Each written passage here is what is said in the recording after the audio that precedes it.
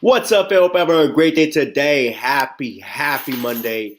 Today I want to share with you guys 4 things that you need to build muscle, right?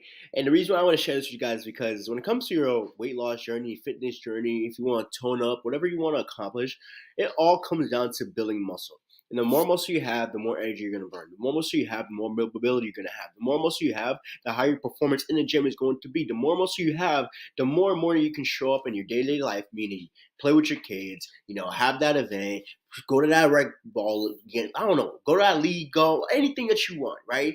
The more muscle you have, the easier this whole process is going to be, right?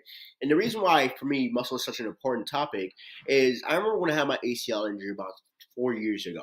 The biggest thing that got me on track and the fastest was building more muscle.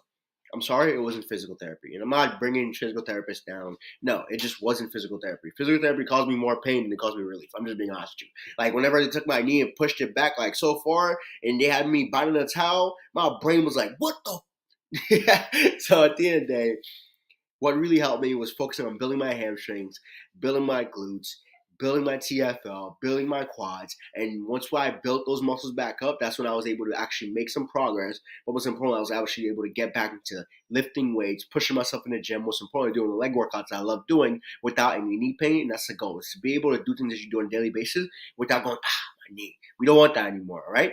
Now, let's get into it. When it comes to growing muscle, the biggest thing that you guys need to understand is you need to progressively overload. You need to learn how to progressively overload. And progressively overload, you could do it by increasing weight, adding reps, adding sets, manipulating tempo, advanced techniques like drop sets, supersets, as well as periodization. And when it comes to progressive overload, is a key concept in resistance training and muscle growth.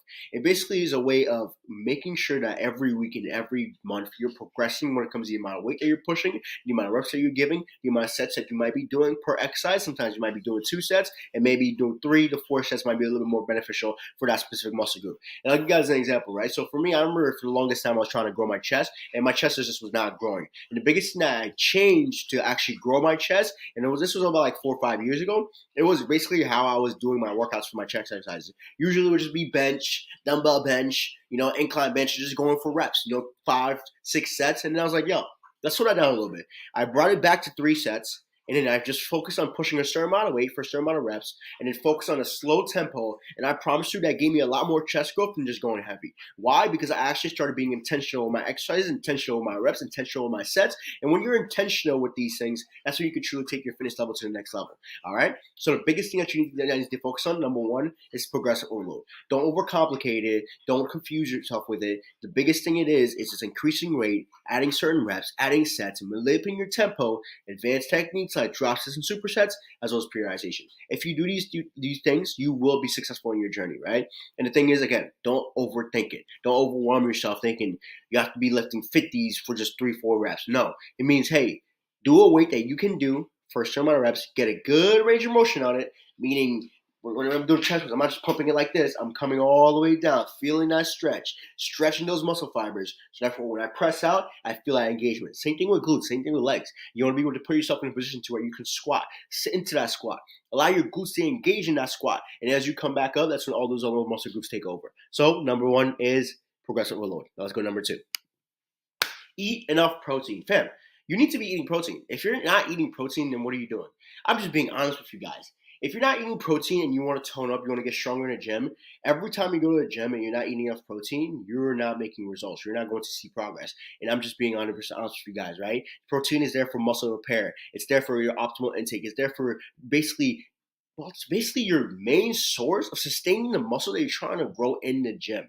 So one of the biggest things that you guys need to understand is when it comes to recovery, when it comes to getting stronger, it all comes down to protein. In the gym, we're breaking down and tearing muscle fibers as well as burning energy, right? While we're outside the gym is where we need to fuel up, recover, and rest. And all while doing that, we need to be able to make sure that we're taking a certain amount of protein, 0.8 pounds per pound of body weight. So therefore, you're giving your body the right amount, so therefore it can recover, so therefore you can come back to health and say, hey, we're recovered now, let's go hit it again. And that's how you compound weightlifting. That's how you compound bodybuilding. It's by going to the gym, hitting a certain muscle group, recovering, while eating enough protein, with enough sleep, so therefore you can get to the next level. Next, I'm going to talk about rest and recovery, but right now I just want to focus on protein, right? So protein is there to help you when it comes to, basically, to be honest with you, it's how you feel, your gut health too. And the reason why I say that is if you're, let's say you're somebody who's a late night eater, like me, I used to be a late night eater, and what I would basically do is I would eat So basically, what I would do is I would basically be a late night eater. Sorry, I just got interrupted. And while doing that, one of the biggest things that I did within my journey was include bulk of my protein towards the end of my day. So therefore, I'm getting high protein dinner, high protein, let's say, snack before bed. And I usually do that about 2 hours before bed. It's usually a protein shake. Sometimes it's a snack, sometimes it's a protein shake, sometimes it's a protein bar. It is what it is. So yeah, I found a way to include that into my day to day. And once I did that, late night cravings just went away because I knew I felt saturated, I felt good, I felt full, I felt satisfied, and therefore my brain didn't go into, oh, I'm bored, I need food. It just went, oh, we're full, we're good. Now let's watch a movie. Oh, let's read a book. Let's go to bed. Boom. So therefore, you can put yourself in the best position to be successful. Protein is, to me, it's one of the main keys when it comes to this journey. It's one of the main keys when it comes to actually losing weight. If you don't get enough, you won't get the goals that you want. I'm just being honest with you. You need enough protein to sustain muscle repair. You need enough protein to help you push yourself in and out of the gym. You need enough protein to actually recover, which is important to put yourself in the best position to be successful in your journey. And talking about rest and recovery, which is number 3. You need to rest and recover, fam. Like I was saying in the beginning, in the gym is where we're tearing down muscle fibers. Outside the gym is where we're actually growing. You need enough rest and recovery. A lot of us are trying to go to the gym 7 days a week. That ain't gonna work. I'm just being honest with you. If you're going to the gym 7 days a week every day, that ain't gonna work. Because for the average person to do that and to make it work, you need to be eating the same amount every day. Most of us don't have the time to eat the same amount every day. Most of us don't even eat the same amount every day. Most of us sometimes do have the time and still can't do it. So at the end of the day, going to the gym 7 days a week is very, very difficult to do and will most likely lead you to burning out. One of the biggest things you guys need to understand is when it comes to the gym, it's not just about, oh, it's what I put in. No, it's what you actually do outside of it as well too. It's what you're able to do out. And what you're able to do out is a lot more important, to be honest with you, sometimes than what you're putting in. Sometimes I tell people, hey, go to the gym 3 times a week and just rest 4 days. And they're like, are you serious? I'm never going to see change. I'm like, yeah, you will. Why? Because you're not moving anyways. If you're not moving, you just start going to the gym 3 times. That's enough to help you start seeing some progress. While resting and recovering, while prioritizing protein, while eating a healthier diet, that's enough to help you see some progress. It's just the fact that all we see is people saying, oh, yeah, I go to the gym 7 days a week. I don't go to the gym this much times. I go to the gym 4 hours. And we believe that's the end all be all. Oh, I have to go to the gym 4 hours. No, you don't. It can literally be as little as 30 minutes, an hour. But most importantly, making sure you rest and recover, and you will still see results. All right. So it's very underrated, and it's yet a crucial element part of your journey, especially with people that want to focus on muscle growth, that want to focus on basically just, being your best self while changing your body composition. You need to be able to, you need to be rest and recover. People that want to lose weight, you need to rest and recover. It's how you handle your stress. It's how you handle your mindset. It's how you handle absolutely everything within this journey. And if you're not getting enough sleep, you're more likely to be stressed out. And when you're more likely to be stressed out, your cortisol is going to go up. When your cortisol goes up, the amount of weight that you're gaining is going to be harder to lose because stress levels are high. When stress levels are high, cortisol is high. That puts your body in a position to where it holds on to certain stuff that you don't want, which is usually fat, weight, and we don't want that, right? So the biggest thing is know when to take a break. Know when to actually rest. Know when to go to bed. Know when to set up a bedtime routine. Know when to actually implement things in your day-to-day to help you recover, help you rest, help you, get more muscle growth, help you put your body in the best position to feel good, to feel great, most importantly, to perform at that level.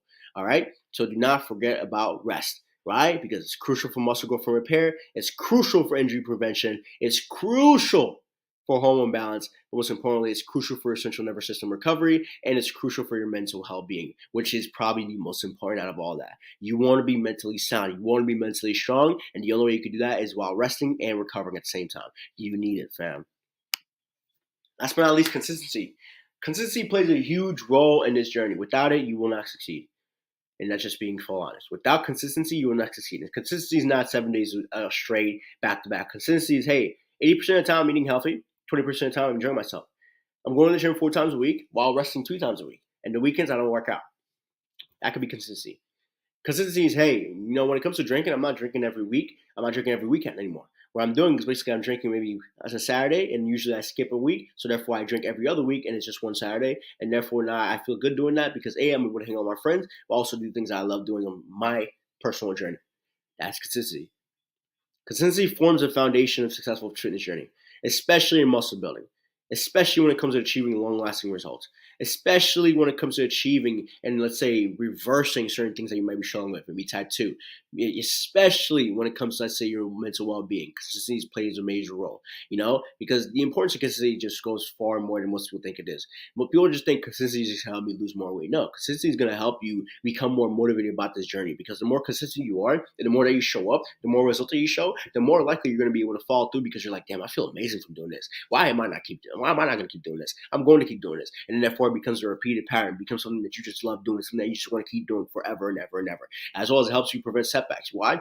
Because through consistency, you're able to learn through the ups and downs. Through consistency, you see that a down is not really down. It's just telling you, hey, let's get a little better. Let's become a little bit more financially sound. Let's become a little bit more strategical towards this journey. So therefore, we can actually keep pushing closer and closer to that goal. That's what consistency means. That's what downs means. It doesn't mean, oh, it's a setback and this is my end all be all. No, it's like, hey, let's get a little better here. What habits do we need to hold on? What routines do we need to actually, set, to change things up a little bit? The work schedule is changing. So let's change this mindset. Let's change this framework. Let's change what we're doing. So therefore, we're putting our body in the best position to be successful. And most importantly, keep pushing forward in the right direction. And consistency is going to bring you that lifestyle change that you're looking for. It's going to bring you that foundation, that look that you're looking for. With consistency, with rest and recovery, with eating enough protein, with progressive overload, those are the 4 things you really need to build muscle. And if you do that, you will be successful without a doubt.